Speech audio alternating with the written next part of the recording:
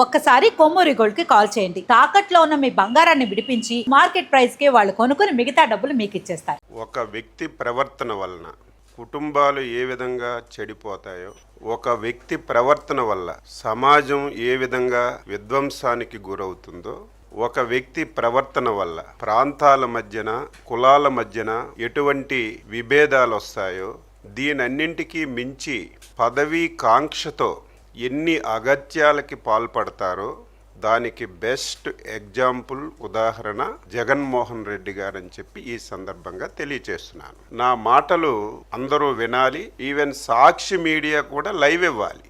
ఈరోజు ప్రజలకి వాస్తవాలు తెలియచేయవలసినటువంటి గురుతర బాధ్యత ప్రభుత్వం కంటే, మంత్రిగా కంటే ఈ రాష్ట్రంలో పుట్టినటువంటి ఒక పౌరుడిగా తెలియచేయవలసిన బాధ్యత నా పైన ఉంది. 2014-19 చంద్రబాబు నాయకత్వంలో ఈ రాష్ట్రంలో ఒక స్వర్ణ యుగంలాగా పాలన జరిగిన విషయం ప్రతి ఒక్కరికి కూడా తెలుసు. 2019 ఎలక్షన్లలో ఒక్క అవకాశం అని చెప్పి అధికారంలోకి వచ్చిన విషయం కూడా ప్రజలందరికీ కూడా తెలుసు. ఆ అవకాశాన్ని ఉపయోగించుకొని రాష్ట్రాన్ని ఏ విధంగా విధ్వంసానికి గురి చేశాడు, రాష్ట్రంలో ఉన్నటువంటి వ్యవస్థలన్నీ కూడా ఏ విధంగా భ్రష్టు పట్టించాడో 2024 ఎలక్షన్లలో ఫలితాలే ఒక నిదర్శనం అని చెప్పి తెలియచేస్తున్నాను. ప్రజల ఆశీర్వాదంతో 2024లో చంద్రబాబు నాయుడు గారు, పవన్ కళ్యాణ్ గారు ఎన్డీఏ పార్టీల మీద ఒక అచంచలమైనటువంటి విశ్వాసంతో అధికారాన్ని ఇచ్చారు. అధికారాన్ని చేపట్టి 22 నెలలు పూర్తి కావస్తుంది. నేను కూడా సీనియర్గా ఎమ్మెల్యేగా ఉన్నాను, మంత్రిగా పనిచేశాను. గత ప్రభుత్వంలో జరిగినటువంటి విధ్వంసాన్ని దృష్టిలో ఉంచుకొని మళ్ళీ ఇంత తొందరగా ఈ రాష్ట్రాన్ని గాడిలో పెడతామని చెప్పి నాలాంటి వాడు కూడా అనుకోలేదు. సమర్థవంతమైనటువంటి చంద్రబాబు నాయుడు గారు, కేంద్రంలో ఉన్నటువంటి మోడీ గారు ప్రభుత్వం సంపూర్ణ సహాయ సహకారాలు అందించటం వల్ల 22 మాసాల్లో వ్యవస్థలన్నీ గాడిలో పెట్టి, చిన్నాభిన్నమైనటువంటి ఆర్థిక వ్యవస్థని లైన్లో పెట్టి, ఎవ్వరూ ఊహించని విధంగా ఈ రాష్ట్రంలో అభివృద్ధిని, సంక్షేమాన్ని ముందుకు తీసుకెళ్లిన విషయం కూడా రాష్ట్ర ప్రజానీకానికి ఒక్కసారి గుర్తు చేస్తున్నాను. ఈరోజు జగన్మోహన్ రెడ్డికి రాష్ట్రం మీద, తెలుగు ప్రజల మీద ఎందుకు ఇంత కక్ష అని చెప్పి నేను అడుగుతున్నాను. 22 మాసాల్లో అన్ని ప్రాంతాలు, అన్ని జిల్లాలు సమాంతరంగా అభివృద్ధి జరగాలి, ఈ రాష్ట్రాన్ని అన్ని విధంగా ముందుకు తీసుకెళ్లాలని ఇటు పరిశ్రమల్ని తీసుకొస్తున్నారు, పెండింగ్లో ఉన్నటువంటి ఇరిగేషన్ ప్రాజెక్టులు పూర్తి చేస్తున్నారు. నువ్వెప్పుడు రాయలసీమ బిడ్డ అనుకునే రాయలసీమ ప్రాంతానికి ఊహించని విధంగా నీటిని తీసుకెళ్ళి ప్రతి ఒక్కరి కళ్ళల్లో ఆనందం చూస్తున్నటువంటి పరిస్థితుల్లో నువ్వు ఎందుకు ఇంత కక్ష ఈ రాష్ట్రం మీద, ప్రజల మీద పెట్టుకున్నావో చెప్పవలసినటువంటి అవసరం ఉంది. ఒక వ్యక్తి యాటిట్యూడ్ని ప్రజలకి స్పష్టంగా తెలియచేయాలి. 2004లో వైఎస్ రాజశేఖర రెడ్డి ఈ రాష్ట్రానికి ముఖ్యమంత్రి అయ్యారు. ఆ రోజుకి జగన్మోహన్ రెడ్డి ఏ విధంగా ఉండేవాడో నేను చెప్పవలసిన అవసరం లేదు. వారి ఆర్థిక పరిస్థితి కూడా ఈ రాష్ట్రంలో ప్రతి ఒక్కరికి తెలుసు. గూగుల్లో కొట్టినా, నెట్లో కొట్టినా ఆ రోజుకి వాళ్ళ పరిస్థితి అంతా ప్రతి ఒక్కరికి తెలిసినటువంటి పరిస్థితి. 2014-2004 మధ్యలో మొదటి రాజశేఖర రెడ్డి ముఖ్యమంత్రిగా 2004లో అయ్యేటప్పుడు తండ్రి అధికారాన్ని అడ్డం పెట్టుకొని వేదనగా డబ్బులు సంపాదించాడు. దాని జోలికి కూడా అవసరం లేదు, వెళ్ళవలసిన అవసరం లేదు, అందరికీ తెలుసు. కానీ ఆయన యాటిట్యూడ్ ఏంటంటే తండ్రిని మానసిక క్షోభకు గురి చేశాడు. నిరంతరం ఇంట్లో ఏ విధంగా గొడవ పడ్డారో, ఆయన ఈ రాష్ట్రంలో ఉంటే అనునిత్యం అనేకమైనటువంటి సమస్యలకి ఆజ్యుడవుతున్నాడు. ఈ రాష్ట్రంలో ఉంటే నాకు క్షోభతో పాటుగా ఈ రాష్ట్రానికి తీవ్రమైనటువంటి నష్టం జరుగుతుందని చెప్పి ఆ రోజే రాజశేఖర్ రెడ్డి జగన్మోహన్ రెడ్డిని బెంగళూరు పంపించిన విషయం మనందరికీ తెలుసు. అది కూడా మీరు నేను చెప్పడం కాదు, ఆ రోజున్నటువంటి సీనియర్ కాంగ్రెస్ నేత రోషయ్య గారు పాత్రికేయుల ముందు చెప్పిన విషయాన్ని నేను గుర్తు చేస్తున్నాను. అటువంటి వ్యక్తికి ఒక ఆలోచన ఏమిటంటే, ఈ రాష్ట్రానికి నేను ముఖ్యమంత్రి కావాలి, ముఖ్యమంత్రి కావాలంటే అంత ఈజీగా కాదు, రాజశేఖర్ రెడ్డి గారు ఉంటే అది జరిగినటువంటి పని కాదు. 2009లో మళ్ళీ ఎలక్షన్లో రాజశేఖర్ రెడ్డి ముఖ్యమంత్రి అయ్యాడు. ఆ రోజు రాజశేఖర్ రెడ్డి గారు చిత్తూరు జిల్లా పర్యటనకి వెళ్ళారు. ఒకసారి ఇవన్నీ ఎందుకు గుర్తు చేస్తున్నానంటే, ఒకసారి గుర్తు పెట్టాలి. చిత్తూరు జిల్లా పర్యటనకి వెళ్ళేటప్పుడు హెలికాప్టర్ మిస్ అయ్యిందని చెప్పి అందరం ఆందోళన చెందుతున్నాం. రాజకీయ పార్టీలకు అతీతంగా, కులాలకు అతీతంగా, మతాలకు అతీతంగా రాజశేఖర్ రెడ్డి గారు హెలికాప్టర్ మిస్ అయ్యింది, ఏమయ్యారు, ఏం జరిగిందని చెప్పి అందరం ఆందోళన చెందుతున్నాం. ఈవెన్ మా పార్టీ అధ్యక్షులు కూడా చంద్రబాబు నాయుడు గారు ప్రత్యేకమైనటువంటి టెలికాన్ఫరెన్స్ తీసుకొని, మీరు కూడా అన్వేషించండి, ఎక్కడైనా సరే సమాచారం దొరుకుతుందా, ఎక్కడైనా ఏమైనా ఇన్సిడెంట్ జరిగిందని చెప్పి చంద్రబాబు నాయుడు గారు కూడా ఆందోళన చెంది ఆయన యొక్క ఆసూకీ గురించి ఏ విధంగా ఆందోళన చెందామో ఇక్కడ చాలామంది పాత్రికేయులు ఉండుంటారు, చాలామందికి ఈ విషయం తెలుసుంటుంది. రాజశేఖర్ రెడ్డి గారు చనిపోయే సమయంలో నువ్వు ఎక్కడున్నావో చెప్పవలసినటువంటి బాధ్యత నీకుంది. ఆ సమయంలో ఇతర రాష్ట్రాల్లో నువ్వు ఉండవలసినటువంటి అవసరం ఏమొచ్చిందని చెప్పి నేను అడుగుతున్నాను.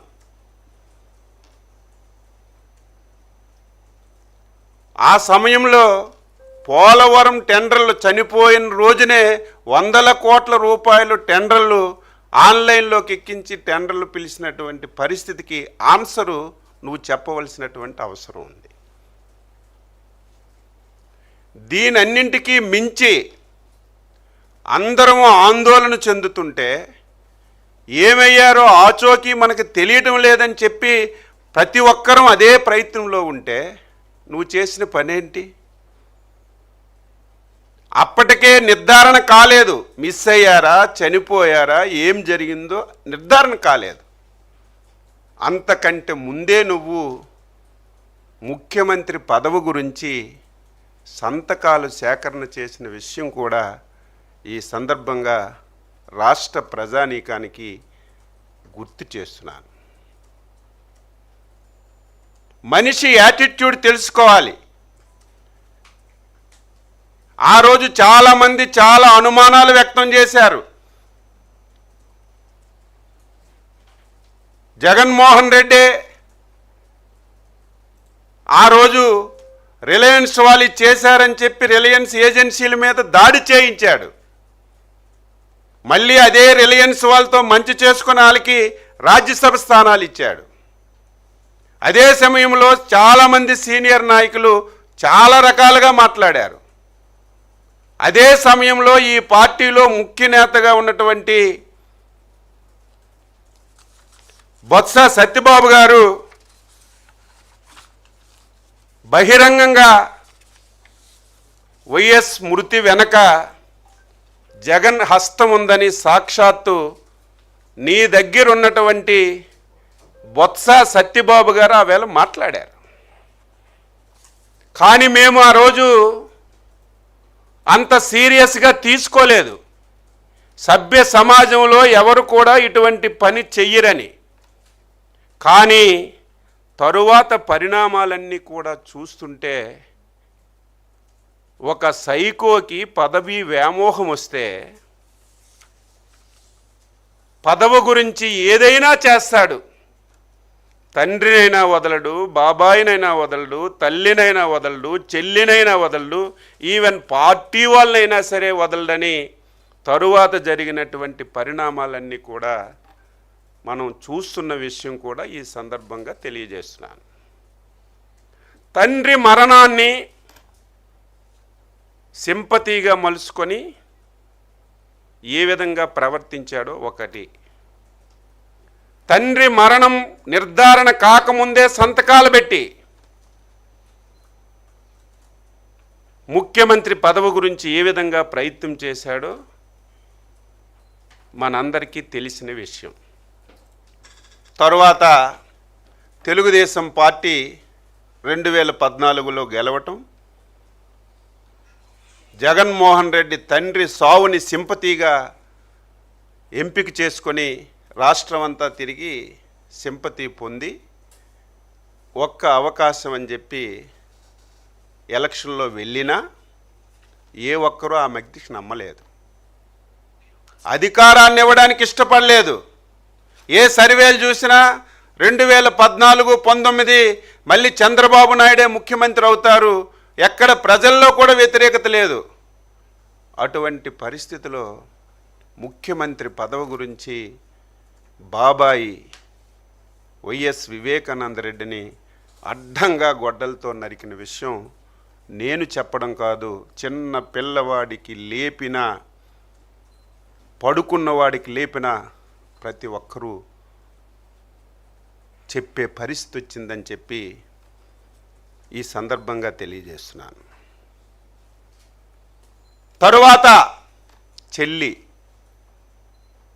నువ్వు జైల్లో ఉంటే ఏ విధంగా పాదయాత్ర చేసిందో ప్రతిరోజు ఆవిడే మాట్లాడుతుంది. ఏ విధంగా నీ గురించి, నీ పార్టీ గురించి కష్టపడిందో ఆవిడే చెప్తుంది.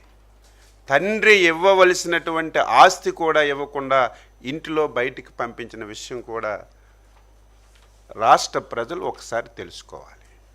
ఎవరమైనా సరే, ఎవరి మీద వ్యతిరేకం ఉన్నా తల్లిని, తండ్రిని, చెల్లిని, కుటుంబాన్ని గౌరవిస్తారు. కానీ ఒక వ్యక్తి తన స్వార్థం గురించి, పదవి గురించి ఎవరిని దృష్టిలో పెట్టకుండా ఏ విధంగా వ్యవహరిస్తున్నాడో విఘ్నులైనటువంటి ప్రజలు తెలుసుకోవలసినటువంటి అవసరం ఉంది. మీ నాన్నగారు మీ చెల్లికి సమాన వాటా ఇమ్మన్నారు, నా సమక్షంలోనే మొత్తం రాసి పెట్టారు, నువ్వు ఇవ్వాలని చెప్పి తల్లి అడిగితే చివరిని తల్లిని కూడా బయటికి పంపించినటువంటి నైజం ఉన్నటువంటి వ్యక్తి జగన్మోహన్ రెడ్డి అని చెప్పి ఈ సందర్భంగా తెలియజేస్తున్నాను.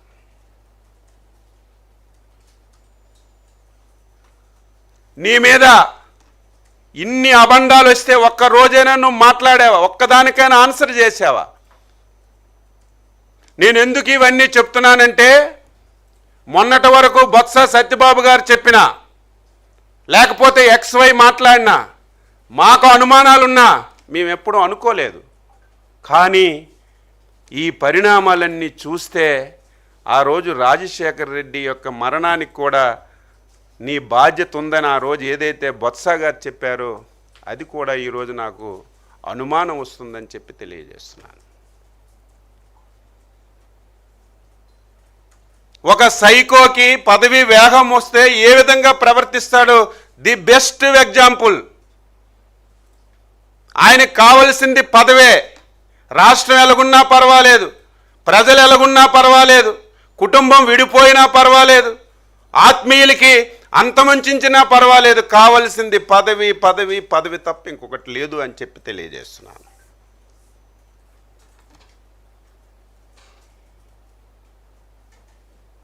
ఈరోజు నువ్వు ఒక ఆలోచన, ఒక సైకోకి నిలకడ ఉండదు. సైకో అంటే నిలకడ ఉన్న మనిషికే సైకో అంటారు. ఏ నిమిషానికి ఎలాగుంటాడో, ఏ నిమిషానికి ఏం మాట్లాడతాడో, ఏ విధానిగా ప్రవర్తిస్తాడో ఎవరికీ తెలియదు, ఆయనకే సైకో అంటారు. నేను అడుగుతున్నాను, నీకు అసలు నిలకడ ఉందా? ముఖ్యమంత్రి పదవి ఇవ్వలేదని కాంగ్రెస్ మీద నువ్వే కదా పోరాటం చేశావు. 1,00,000 కోట్లు దోచుకున్నవని కాంగ్రెస్ నీ మీద కేసు పెట్టి ప్రూవ్ చేసి జైల్లో పెడితే మళ్ళీ జైల్లో నుంచి బయటికి రావడానికి సోనియా గాంధీ మీద కాలు మీద పడి బెయిల్ తెచ్చుకునేది నువ్వే కదా. నీకేం నిలకడా? 2014లో ఆంధ్రప్రదేశ్ రాష్ట్రం విడిపోయింది. ఈ రాష్ట్రానికి రాజధాని లేదు. రాజధాని గురించి శాసనసభలో 16 గంటలు చర్చ జరిగితే మీరేదైతే గుంటూరు విజయవాడ మధ్యన అమరావతి రాజధానిని పెట్టారో దానికి మనస వాచ కర్మాన నేను అంగీకరిస్తున్నాను, నాకు సమ్మతం చెప్పినటువంటి నువ్వు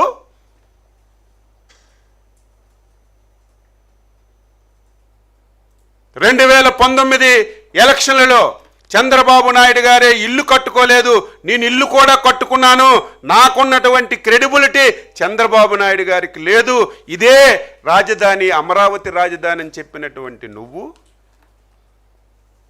ఎన్నికలైన తర్వాత అధికారంలోకి వచ్చావు. వెంటనే అమరావతి రాజధాని పక్కన పడేసి 3 రాజధానులని చెప్పి పెట్టావు. నేను మళ్ళీ చెప్తున్నాను, నీ కుటుంబం, నీ నైజం ప్రాంతాల మధ్యన తగు పెట్టడం, కులాల మధ్య తగు పెట్టడం, ఆంధ్రప్రదేశ్లో ప్రజలు ఆనందంగా ఉండడం నీకు ఇష్టం లేక 3 రాజధానులని చెప్పి 3 ప్రాంతాల మధ్య తగు పెట్టావు. 3 ప్రాంతాల్లో నీ మాట నమ్మక సైకో రోజుకొక విధం మాట్లాడుతుంటాడు, ఆయన మాట మీద ఆయనకే విలువ లేదని చెప్పి 3 ప్రాంతాల్లో కర్ర కాల్చి వాత పెట్టి ఏ విధంగా ఓడించారో మీ అందరికీ తెలుసు. మేము ఒక మాట ఇచ్చాం, అప్పుడు ఇప్పుడు ఎప్పుడు కూడా అమరావతి రాజధాని, ఏకైక రాజధాని, రాష్ట్రంలో అన్ని జిల్లాలు సమాంతరంగా అభివృద్ధి చేస్తాం, చేసి చూపిస్తామని చిత్తశుద్ధితో అంకిత భావంతో రాజధానిని అమరావతిలో పెట్టి అన్ని జిల్లాలు సమాంతరంగా అభివృద్ధి చేయాలని చెప్పి నిర్ణయం చేసి ముందుకెళ్తున్న విషయాన్ని కూడా ఈ సందర్భంగా గుర్తు చేస్తున్నాను. దీనికి కూడా ఒక చట్టబద్ధత తేవాలని, ఇలాంటి సైకోలు ఎప్పుడో ఒకసారి వస్తారు, మళ్ళీ ఏదైనా చేస్తారు. మొన్న శాసనసభలో చెప్పినట్టుగా ఒక సైకో ఉంటే నిన్నేనే కొడతాడు, లేనప్పుడు నన్నే నాకు కొట్టుకుంటాడు. ఇటువంటి వ్యక్తులు వస్తారు. ఇదేదో ఆషామాష ఇష్యూ కాదు. 34,000 ఎకరాలు, 29,000 మంది ఒక్క పైసా పెట్టుబడి లేకుండా ఉదారంగా మన రాష్ట్రానికి రాజధాని లేదు, రాజధాని ఉండాలని ఎంతమంది ఎన్ని రెచ్చగొట్టినా మన రాష్ట్రం మన రాజధాని అని ఉదారంగా భూములు ఇచ్చినటువంటి రైతులు మళ్ళీ పోరాటం చేయకూడదు, శాశ్వతంగా ఈ రాష్ట్రానికి ఒక రాజధాని ఉండాలి, దాని ద్వారా రైతులు కూడా లబ్ధి పొందాలని చంద్రబాబు నాయుడు గారు చట్టబద్ధత తీసుకొచ్చిన విషయం కూడా ఈ సందర్భంగా తెలియజేస్తున్నా. ఏ విధంగా లోక్సభలో రాజ్యసభలో చర్చలు జరిగాయో తెలుసు.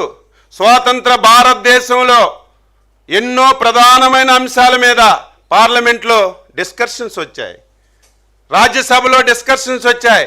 సగం పార్టీలు అనుకూలించాయి, సగం పార్టీలు వ్యతిరేకించాయి. ఫస్ట్ టైం కాశ్మీర్ నుంచి కన్యాకుమారి వరకు అన్ని పార్టీలు అమరావతికి మద్దతు తెలిపి ఏకైక రాజధాని అమరావతిని చట్టం చేసిన విషయం తెలుసు. ఒకే ఒక్క పార్టీ, దుర్మార్గమైనటువంటి పార్టీ, సైకో పార్టీ వ్యతిరేకించింది. అది మనందరం కూడా మాట్లాడుతున్నాం. ఇది ఆంధ్రప్రదేశ్లో ఎన్డీఏ పార్టీలకి చంద్రబాబు నాయుడు గారికి మంచి పేరు వస్తుంది.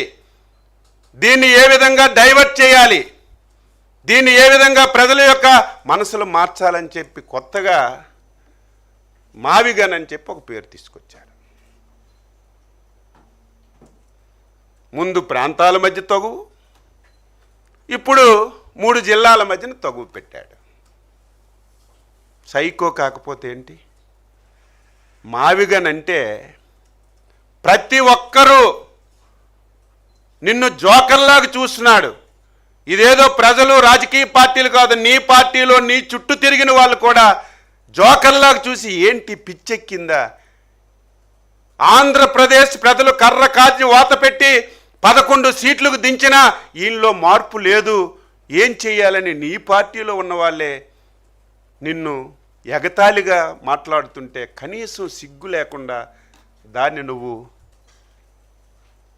మళ్ళీ ప్రజల్లోకి తీసుకెళ్ళి ఒక అయోమయాన్ని క్రియేట్ చేస్తున్నావు.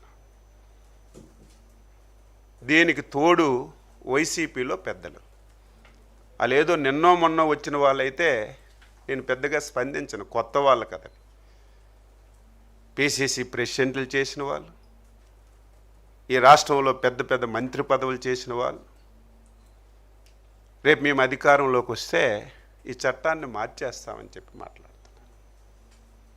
నేను నిన్నటి వరకు జగన్మోహన్ రెడ్డి పిచ్చోడు అనుకున్నాను. ఇప్పుడు వైసీపీలో ఉన్నటువంటి ప్రతి ఒక్కరూ పెద్ద పిచ్చోళ్ళుగా పిచ్చోళ్ళు తయారైతే ఏ విధంగా వస్తుందో ఈరోజు వాళ్ళ ఒక మాటలు అర్థమవుతుందని చెప్పి ఈ సందర్భంగా తెలియజేస్తున్నాను. అంటే ఒక మనిషి ప్రవర్తన ఏ విధంగా ఉంటుందో ఆంధ్రప్రదేశ్ ప్రజలు విజ్ఞతతో ఆలోచించవలసిన అవసరం ఉంది. నిమిషానికి ఒక మాట, పూటకు ఒక మాట, పదవి గురించి, అధికారం గురించి ఎవరిని విడిచిపెట్టలేదు. నేను అడిగింది ఎక్కడైనా తప్పు ఉందా చెప్పండి, ఆన్సర్. నీ తండ్రి చచ్చిపోయినప్పుడు ఎక్కడున్నావు నువ్వు? తండ్రి బయటపడకముందే నువ్వెందుకు సంతకాలు పెట్టావు? నీ బాబాయ్ ఎలాగ చనిపోయాడు మీరు చూడండి ఒక్కసారి. రాజశేఖర్ రెడ్డి చనిపోవడం కానీ, వివేకానంద చచ్చిపోవడం కానీ ఒకే ఒక్క ఆయన లాభం పొందాడు. ఎవరు? జగన్మోహన్ రెడ్డి ఒక్కలే తప్ప లాభం పొందిన వాళ్ళు ఒక్కలున్నారా? రాజశేఖర్ రెడ్డి చనిపోతే అయ్యో తండ్రి చనిపోయాడని సింపతి సంపాదించావు. మళ్ళీ నా జీవితంలో అధికారంలోకి రానని 2019లో బాబాయిని గొడ్డలతో వేసి అయ్యయ్యో నా బాబాయ్ కూడా చచ్చిపోయాడు, చంద్రబాబు నాయుడే చంపేశాడని నారాసుర రక్ష చరిత్రని 2019 ఎన్నికల్లో లబ్ధి పొంది నువ్వు తప్ప, ఈ 2 చావులకి నువ్వు లబ్ధిదారుడు తప్ప ఎవరైనా ఉన్నారా? ఈరోజు ఆడవాళ్ళ గురించి మాట్లాడుతున్నావు. ఆడవాళ్ళ గురించి మాట్లాడే నైతిక హక్కు నీకెక్కడుంది? ఈరోజు ఒక పత్రిక గురించి మాట్లాడుతున్నావు. నువ్వు పత్రిక అధిపతే, నీ మిస్సెస్ కూడా. ప్రజాస్వామ్యంలో పత్రికలకు స్వేచ్ఛ ఉంది. నీలాగా అక్రమ డబ్బుతో, అవినీతి డబ్బుతో తండ్రి అధికారాన్ని అడ్డం పెట్టుకొని ఈరోజు రాధాకృష్ణ గారు పత్రిక పెట్టలేదు. జర్నలిజంలో పుట్టాడు ఆయన, పాత్రికేయుడిగా పని ప్రారంభించాడు, అంచెలంచెలుగా ఎదిగి ఒక పత్రిక పెట్టుకున్నాడు. ఆయన ఈ రాష్ట్రంలో జరుగుతున్న వాస్తవాలు గట్టిగా ఒక్కానించి ప్రజలకు చైతన్యపరచాలని చెప్పాడు. నీకు నచ్చలేదు, ఆ మాటలు నీకు నచ్చకపోవచ్చు, నేను దాన్ని ఏకీభవించను. నీకు నచ్చకపోతే ప్రజాస్వామ్య వ్యవస్థలో విధానం ఉంది, కౌంటర్ చేయి. నాలా ప్రెస్ మీట్ పెట్టి రాధాకృష్ణ గారు మీరు మాట్లాడిన తప్పు, దీన్ని మీరు ఉపసంహరించుకోండి, ఇంకోటి చేయండి అని చెప్పాలి. ఒకవేళ ఆయన సమాధానం చెప్పకపోతే న్యాయస్థానాలకు వెళ్ళాలి. ఏం నువ్వెవరో వదిలేవు? నీ టీవీలో అమరావతి మహిళలకి వ్యభిచారులతో పోల్చలేదా? సాక్షాత్తు మా అధినేత మా తల్లి భువనేశ్వరమ్మకి మా కళ్ళ ముందే శాసనసభలో అవమానపరిస్తే నువ్వు దుర్యోధనులాగా పక్కపక్క నవ్వి ఎంజాయ్ చేయలేదా? ఒక్కరోజు నువ్వు ఖండించావా? నీ పేపర్ ఖండించిందా?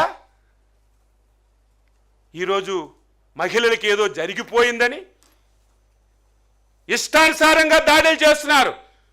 మాకంటే అవమానం ఎవరికి జరిగింది? మా పార్టీలో ఉన్నటువంటి మహిళలకు కానీ, అమరావతి మహిళలకు కానీ ఈ రాష్ట్రంలో ఎవరిని వదలలేదు. అంతెందుకు నీ కన్న తల్లిని, నీ చెల్లిని ఎంత దారుణంగా ఒక వ్యక్తి, రాజశేఖర్ రెడ్డికే నీ చెల్లి పుట్టలేదని ఎవడో సోషల్ మీడియాలో పెడితే కనీసం యాక్షన్ లేదు. నువ్వా మహిళల గురించి మాట్లాడే అర్హత నీకెక్కడుంది? దాని వెనక ఆయన పిచ్చోడు కాబట్టి, రేపు మాకు భవిష్యత్తు ఉండదు కాబట్టి ఆయన చెప్పాడని వీళ్ళందరూ అదే దారిలో వెళ్తుంటే నవ్వాలో ఏడాలో ఏమవ్వాలో మాకు అర్థం కానటువంటి పరిస్థితిని ఈ సందర్భంగా తెలియజేస్తున్నా. నేను చెప్పినటువంటి విషయాలు ఏదో వ్యక్తిగతంగా విమర్శలు చేయాలని కాదు. ఒక వ్యక్తి వల్ల కుటుంబాలు పోతాయి. రేపు ఆంధ్రప్రదేశ్ ప్రజలు విజ్ఞతతో ఆలోచించకపోతే నష్టం ఈ రాష్ట్రానికి జరుగుతుంది. మాట్లాడితే భయం, రేపు అధికారంలోకి వస్తాడట, పోలీస్ స్టేషన్లన్నీ తిప్పుతాడట, అరెస్టులు చేస్తాడట, అన్నీ చూసేసాం. తిప్పి తిప్పి తిప్పి ఎక్కడికి వెళ్ళిందో నీ అందరికీ తెలుసు. మమ్మల్ని అందరినీ తిప్పావు కదా, మమ్మల్ని అందరినీ ఎరాజ్ చేసావు కదా, దీనికి ఆన్సర్ ఏటో ఎలక్షన్లో ప్రజలు చూపించారు కదా. రేపు మళ్ళీ 2029లో వచ్చేస్తాం, మొదటి సంతకం అమరావతి రాజధాని మార్పు మీద పెడతామంటే అది కూడా మీలాంటి వాళ్ళు రాస్తున్నారంటే నాకు ఎంత బాధ ఆవేదన కలుగుతుంది.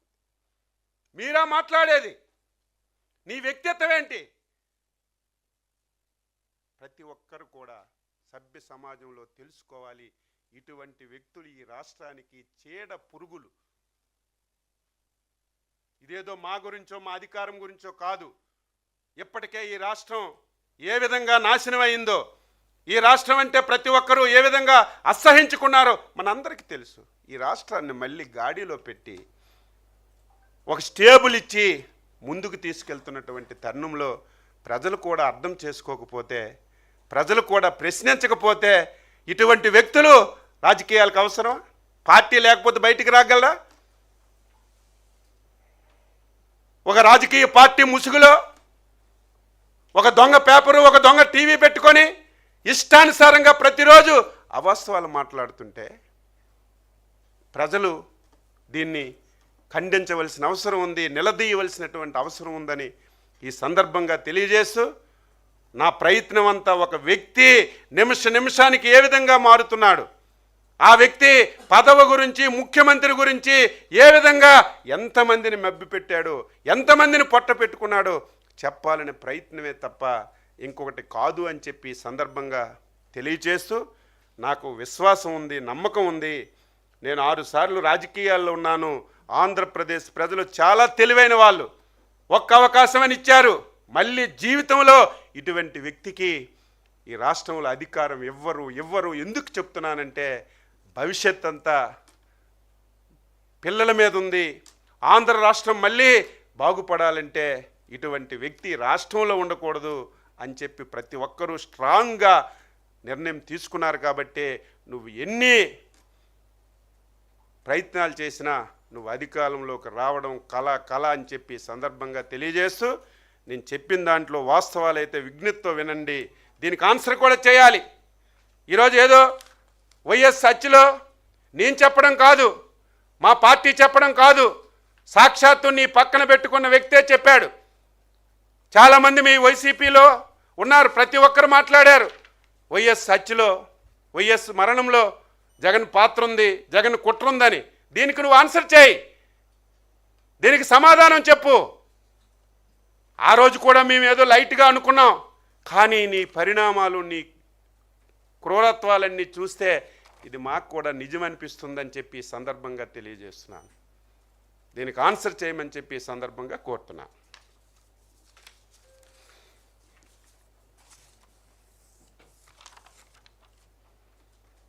Any doubts?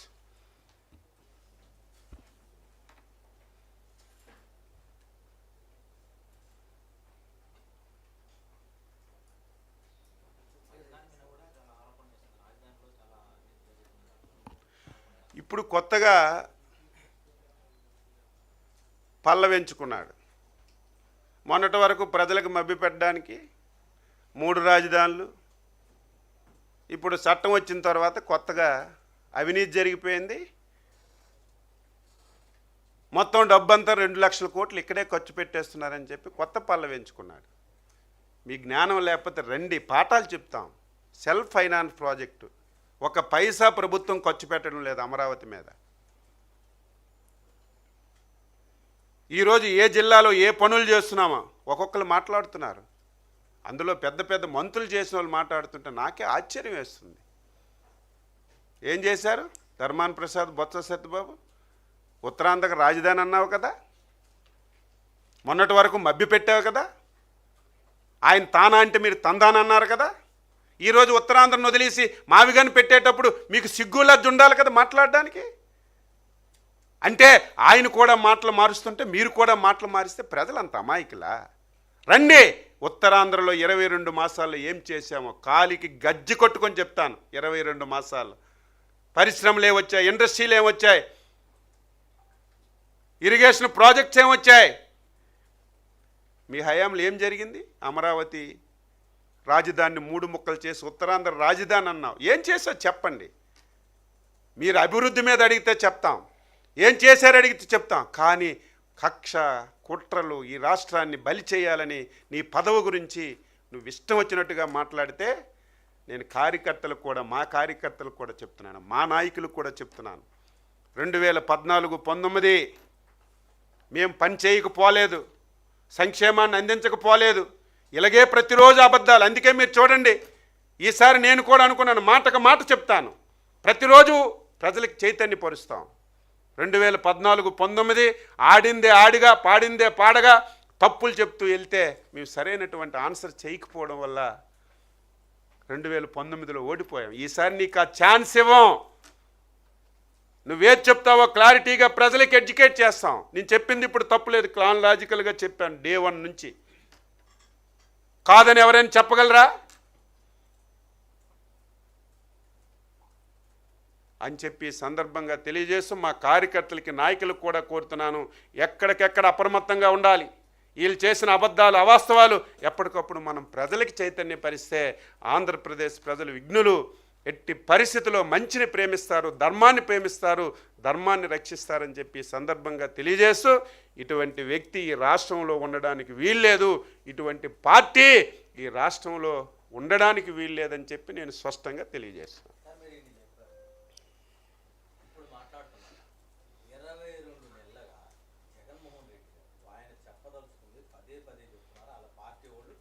అదే అంశాన్ని పదే జనం తీసుకెళ్తారు. కానీ క్యాబినెట్ లో ఉన్న చాలా మంది మంత్రులు అసలు నోరు కూడా మెదపట్లేదు. ఎందుకు మాట్లాడుతున్నా కదా, జగన్మోహన్ రెడ్డి గారు మళ్ళీ అధికారంలోకి వస్తారని నోరు మెదపట్లేదన్న ఆ ప్రశ్నే రాదు, ఉత్పన్నం కాదు. ఉత్పన్నం రాని ప్రశ్న వేయక్కర్లేదు. ప్రజలు అంత అమాయకులు కాదు. నేను మళ్ళీ చెప్తున్నాను, ప్రజలు నాడి తెలిసిన వ్యక్తిని, 6 సార్లు ప్రజా జీవితంలో పోటీ చేసి గెలుపొందిన వ్యక్తిని. ఒక్క అవకాశం అని నువ్వు అనకపోతే ఆ రోజు కూడా నువ్వు గెలిచే పరిస్థితి లేదు. భయపడవలసిన అవసరం లేదు, అసలు ఆలోచనే లేదు. మేము చెప్తున్నాం కదా, ఎవరు ఎందుకు మాట్లాడడం లేదు, ప్రతి విషయంలో మాట్లాడుతున్నాం కదా. అందుకే ఈసారి ఎట్టి పరిస్థితుల్లో విడిచిపెట్టను. నువ్వేం చెప్పినా దానికి ప్రజలకు ఎడ్యుకేట్ చేయడానికి ప్రతిరోజు మేము కూడా మాట్లాడతాం. అమరావతి అని చెప్తున్నారు, జగన్మోహన్ రెడ్డి రాజకీయ విధానం ద్వారా మావిగనని చెప్తున్నారు. ఒక్కో రాజకీయ పార్టీకి ఒక్కో విధానం ఏంటో ఆయన చెప్తున్నప్పుడు ఎవరమైనా ఇప్పుడు వినమ్మా, రాజకీయ పార్టీ అయినా, రాష్ట్ర ప్రభుత్వం అయినా, ఎక్స్ అయినా, వై అయినా సరే ప్రజాస్వామ్యంగా చట్టం ప్రకారమే మాట్లాడాలి. నిన్న వరకు రాష్ట్రంలో అమరావతి రాజధాని అని చెప్పి ఒక చట్టం లేదు. చట్టం వచ్చిన తర్వాత కూడా నువ్వు మాట్లాడుతున్నావు అంటే నిన్నేమనాలి? నీ రాజకీయ పార్టీ పుట్టిందంటే ప్రజాస్వామ్య వ్యవస్థలో రాజ్యాంగం ప్రకారం పుట్టింది. ఈరోజు ఆంధ్రప్రదేశ్లో ప్రభుత్వాలు ఏర్పడుతున్నాయంటే ప్రజాస్వామ్య వ్యవస్థలో రాజ్యాంగం ప్రకారం ఏర్పడుతున్నాయి. అదే రాజ్యాంగం ప్రకారం దేశానికి ముఖ్యమైనటువంటి పార్లమెంట్లో, రాజ్యసభలో చట్టం చేస్తే, చట్టం వచ్చిన తర్వాత కూడా నువ్వు మాట్లాడుతున్నావంటే నా విధానం అంటే ఏమనాలి?